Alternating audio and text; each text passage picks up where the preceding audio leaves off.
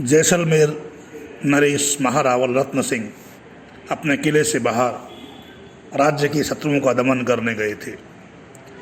जैसलमेर किले की रक्षा उन्होंने अपनी पुत्री रत्नावती को सौंप दी थी। इसी समय दिल्ली के बादशाह अलाउद्दीन की सेना ने जैसलमेर को घेर लिया। इस सेना का सेनापति मलिक काफूर था। किले के चारों ओर बड़ी भारी मुसलमानी सेना पड़ाव डालकर पड़ गई, लेकिन इससे रत्नावती घबराई नहीं। वह वीर सैनिक का वेश पहने, तलवार बांधे, धनुष बाण चढ़ाए, घोड़े पर बैठी किले की बुर्जों पर और दूसरे सब आवश्यक स्थानों पर घूमती और सेना का संचालन करती थी। उस चतुरता और फुर्ती के कारण मुसलमान सेना ने जब जब किले पर आक्रमण करना चाहा, उसे अपने बहुत से वीर खोकर पीछे हट जाना पड़ा।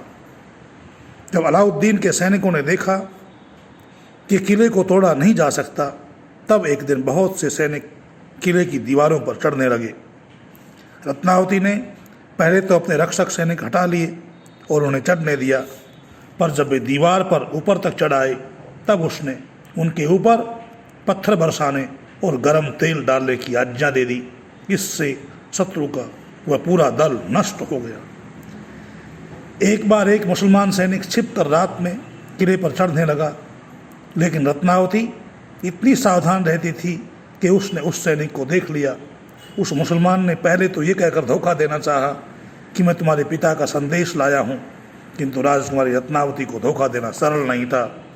उसने उस शत्रु के सैनिक को बाण से बीन दिया। सेनापति मलिक काफूर ने देखा कि वीरता से जैसलमेर का किला जीतना कठिन है। उसने बूढ़े द्वारपाल को सोने की ईंटें दी कि वह रात को किले का फाटक खोल दे, लेकिन सच्चे राजपूत लोभ में आकर विश्वासघात नहीं करते।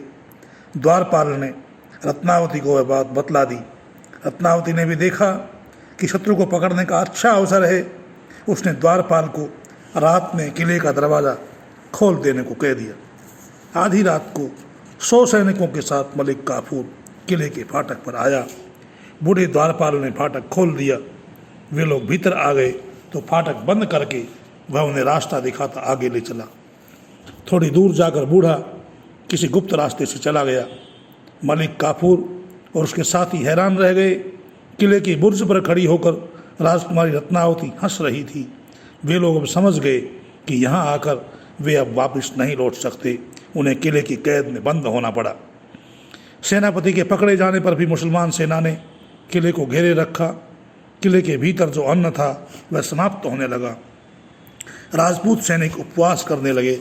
रत्नावती भूख से दुबली और पीली पड़ गई, लेकिन ऐसे संकट में भी उसने राजा के न्याय धर्म को नहीं छोड़ा। अपने यहाँ जेल में पड़े शत्रु को पीड़ा नहीं देना चाहिए, ये अच्छे राजा का धर्म है।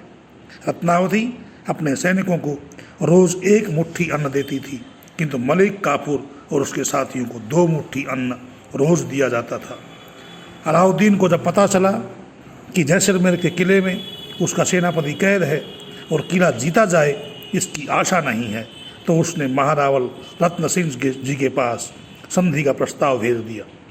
रत्नावती ने देखा कि एक दिन किले के चारों ओर मुसलमान सेनाएं अपना तंबू उखाड़ रही हैं और उसके पिता अपने सैनिकों के साथ चले आ रहे हैं। मलिक काफूर जब किले की जेल से छोड़ा गया तो उसने कहा, राजकुमारी साधारण लड़की नहीं है, वे वीर तो हैं ही, देवी हैं। उन्होंने खुद भूखी रहकर हम लोगों का पालन किया है, वे तो पूजा करने योग्य हैं। आप सभी से निवेदन है कि चैनल को सब्सक्राइब कर लें, ताकि आपको नए नए ज्ञानवर्धक वीडियो प्राप्त होते रहें। इति ओम शम।